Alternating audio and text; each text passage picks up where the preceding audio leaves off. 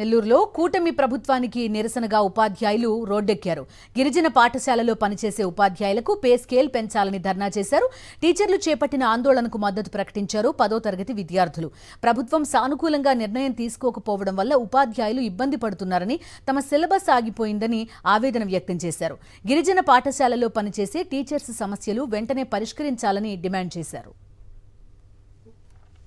ఇంతమంది వచ్చారు. ఎన్నో రోజుల నుంచి, ఒక నెల రోజుల నుంచి మేము ధర్నా చేస్తున్నాం. గవర్నమెంట్ ఏ విధంగానూ స్పందించడం లేదు.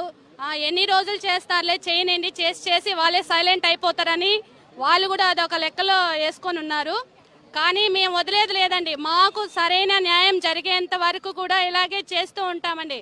ఎగ్జామిన్ చేసి మీరు మీ సాటిస్ఫాక్షన్ అంటే ఇక్కడ ఎంతమంది క్వాలిఫైడ్ టీచర్స్ ఉన్నారు, వాళ్ళ క్వాలిఫికేషన్ ఏంటి, వాళ్ళ యొక్క ఇంటెలిజెన్స్ ఏంటి, విల్ పవర్ ఏంటి, మొత్తం మీరు ఎగ్జామిన్ చేసి మాకు న్యాయం చేయండి. మాకు గత నెల రోజుల నుంచి మాకు టీచర్స్ ఎవరు రావట్లేదు.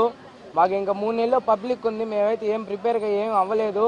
మాకైతే చాలా ఇబ్బందిగా ఉంది. ఎడ్యుకేషన్లో ఐఎఫ్సి ప్యానల్లో చూసుకోమంటున్నారు.